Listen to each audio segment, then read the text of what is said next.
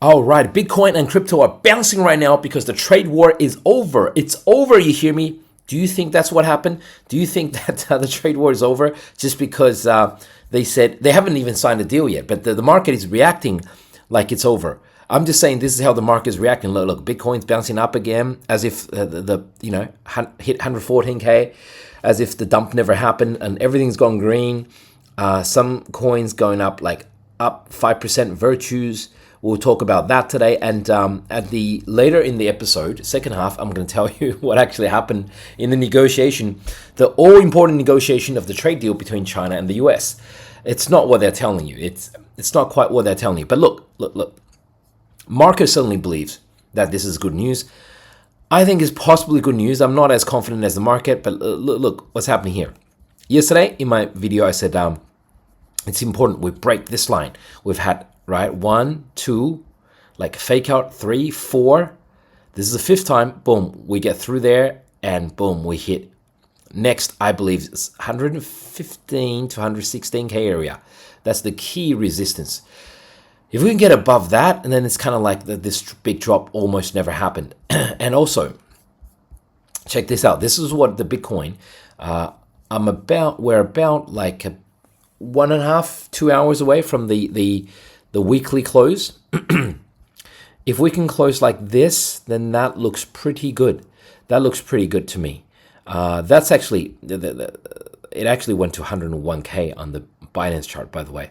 So that's actually not bad. It's kind of what they call inside candle, but that's still a solid candle. So look, folks know that this is the candle that I drew as a fractal. I took this is the price of the Bitcoin in the May 19th crash of 2021. Remember when Bitcoin went to 30,000, like Pablo said, 30,000, right? And then it just swung between 28,000 here and then like 43,000, just kept on swinging. So I put this out there when it was around here, and we're kind of following this price fractal. I don't think it's going to be exact. We could pop all the way up to here, right? 117K, right? 118K, right? And then fake out, and then boom, go down and take out all the shorts, take out all the longs, take out some more shorts, take out finally all the longs, and then boom, up we go. The important thing to keep in mind is that I'm expecting pinball machine type of action, pinball, like ping, ping, ding, ding, ding, ding, right? Up and down, swinging.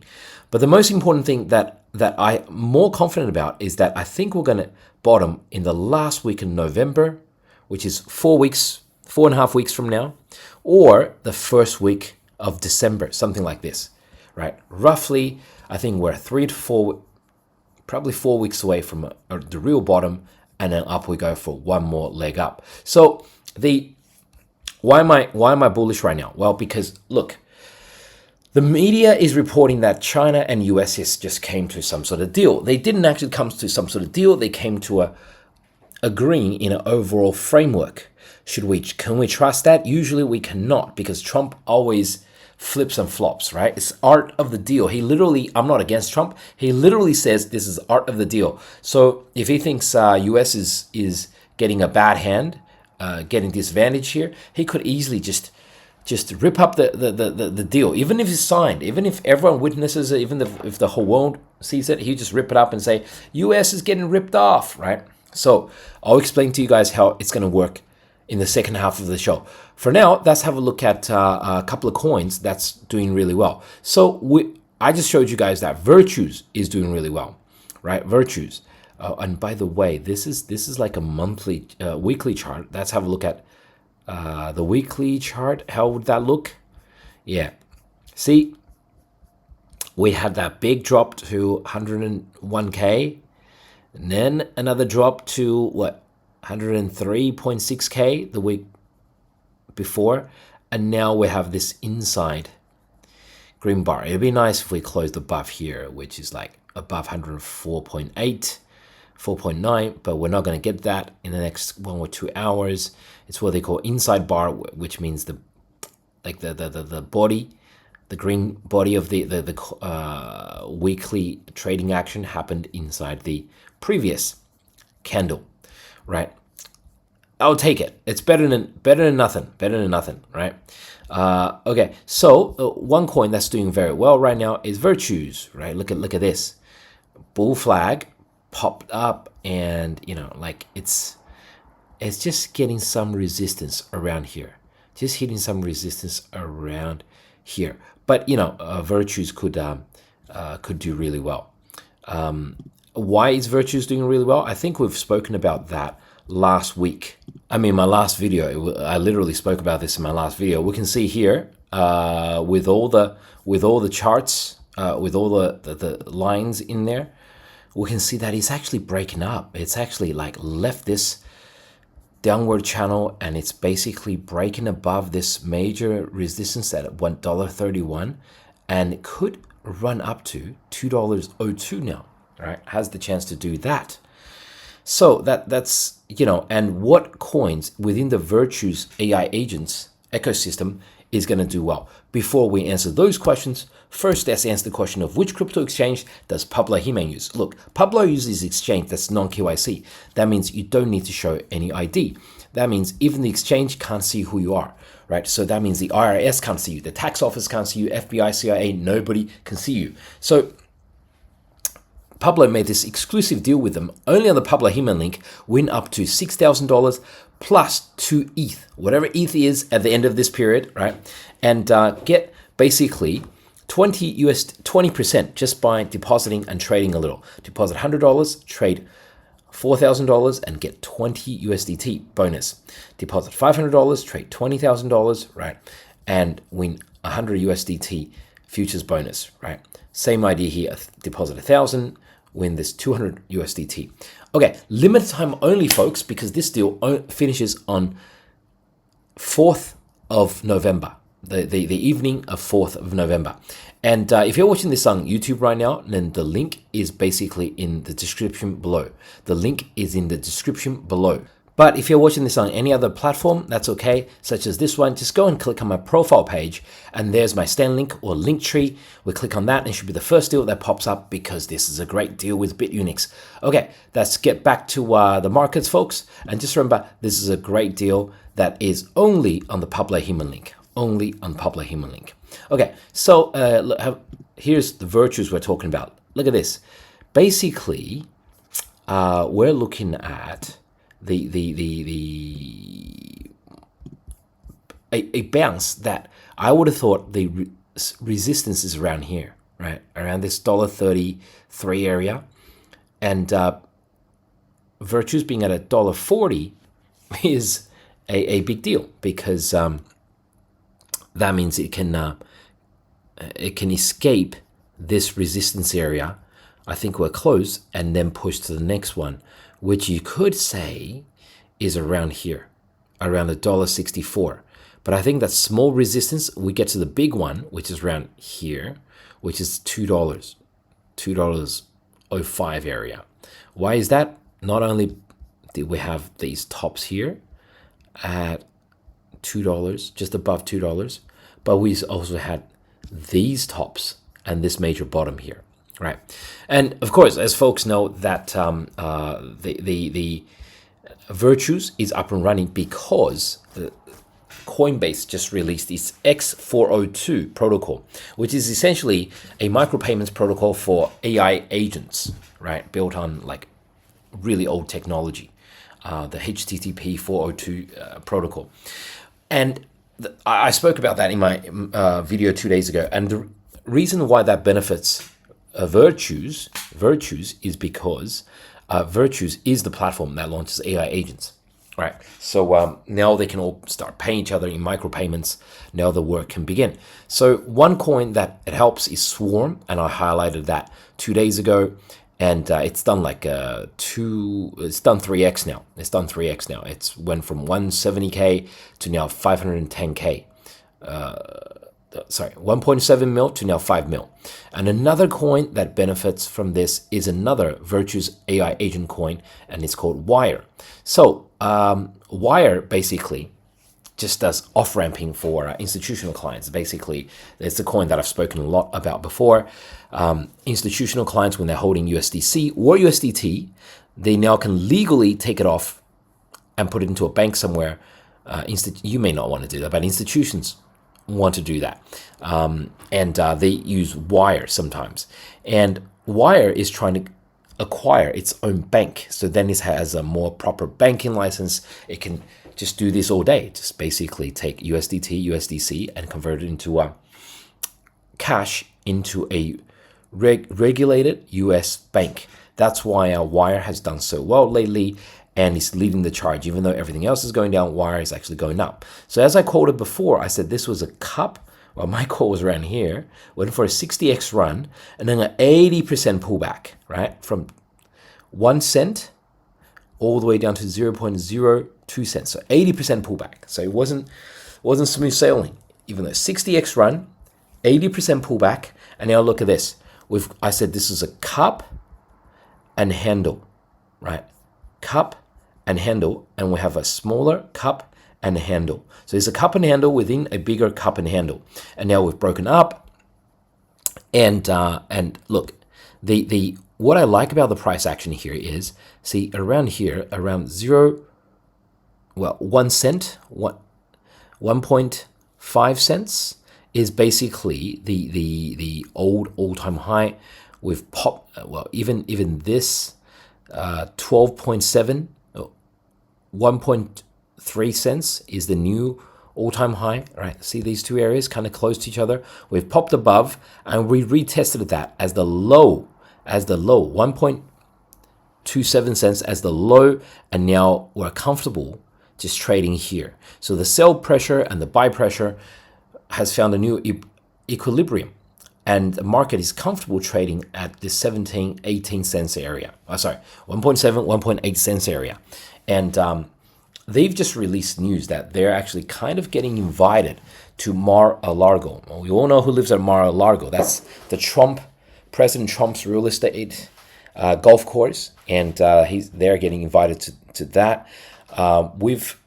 I've actually spoken to them recently, and they said they're getting vetted. You know, you have your security vetting to make sure you're all safe from a security point of view. So they're getting invited to go and meet the Trump family with a few other crypto projects which the Trumps that like. So that's very good from a fundamental perspective, and also the fact they're about to take over a bank in the next few weeks. It all comes down to due diligence now. And so it basically now, and from a technical point of view, as I just said, we've popped up this leg up and we've gone sideways here. That's pretty good. That's probably a bull flag, and then up we go. Another leg up. So this is a very special one. The AI agents that are benefiting from X402 protocol.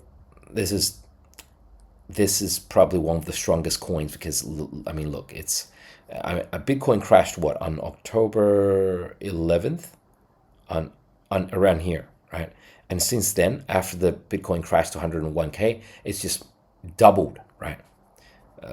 More than doubled. It's basically made a new all-time high. So what is okay now for as I promised you guys, the story of what happened with the trade war. You're not going to believe this. It's actually quite crazy, because this is going to tell us if we can trust the trade war or not, if we can trust the news, if what they're saying is true or false. Basically, going into this trade war, what happened was they sent U.S. Secretary of Treasury Scott Bessent to negotiate, and he's negotiated a few times already. He negotiates with alongside someone called Howard Lutnick. Howard Lutnick is Secretary of Commerce, right? Secretary of Commerce of the United States, and he's what we call a China hawk, basically someone who's very much got it against China. And now Trump in this negotiation kicked Howard Lutnick out. The China hawk has left the negotiation, and so they've just kept Scott Bessent. Scott Bessent, leading up to this negotiation, said that there's a low level, those are his own words, I can play you the video. He says there's a low level trade negotiator on the Chinese side called Li Chenggang, right? Li Chenggang, that's the dude. And he's called him unhinged and very disrespectful. The reason why, I didn't know why he said that, but the reason why now we know. The reason why he said that is because during the negotiation, Scott Bessent, U.S. Treasury Secretary, basically said, look, we will shut down, we will choke China on all of its semiconductors. We're going to bring in tighter sanctions, tighter chokes on China's semiconductors. And this guy is unhinged, according to Scott Bessent, quite unhinged. So what he did was, okay, let's do that. He says, he starts dialing his phone. This has now become public knowledge now. They've all admitted this. He starts dialing, and he calls the Chinese Secretary of Commerce, and he says, NVIDIA, which exports all those GPUs to China, or isn't allowed to export its best GPUs, only the old GPUs, the crappy GPUs that can export to China. You know what we should do? Stop that. Like, put embargo on that and make sure we reject 100% of those GPUs. And then they hang up.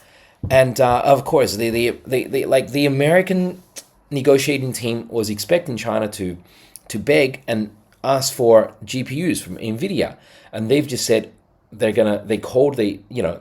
did a live phone call with Secretary of Commerce in China and actually said they're actually gonna embargo and sanction all NVIDIA GPUs coming in. In other words, they don't even want it.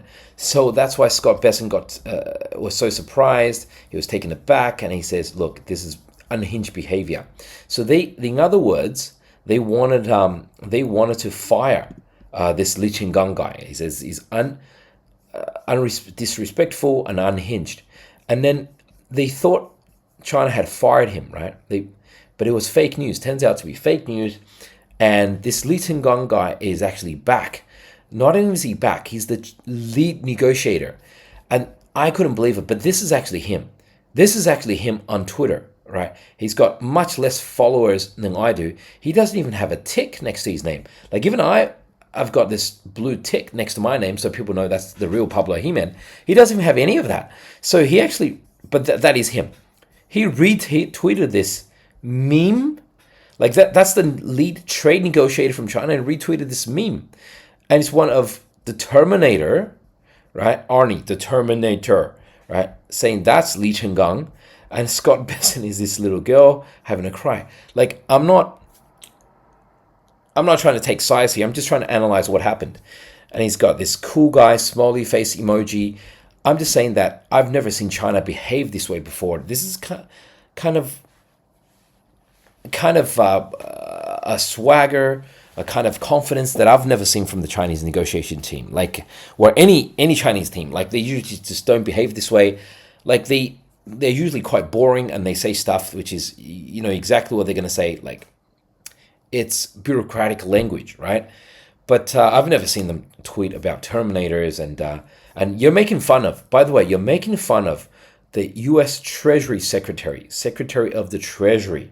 That's the number 2 man in the United States. Number 3 man, okay. It goes Trump, Secretary of State, which is Marco Rubio, and then Secretary of Treasury, which is Scott Bessent. You're saying he's a girl. Like, I'm just trying to show you guys what is actually happening in the negotiation. And now, 2 days later, we get the news that from both sides confirmed. And he actually went on TV to confirm this. Scott Bessent on the US side, and this Li Chenggang guy on the Chinese side, saying that they've reached an agreement on a framework. Not the details of the deal yet, but an overarching overall framework. And I think usually it's too early to celebrate, because Trump can change and flip and flop, make art of the deal at any time, even after he's signed. But since China seems so confident and played such a hardball game, I'm willing to believe that they've actually negotiated a deal that they think is good for them. US negotiated a deal that US thinks is good for the America and United States. And I think I think this is kind of going to work out, right? I think we'll see a major deal being announced. Details are coming out in the next few days between China and the US.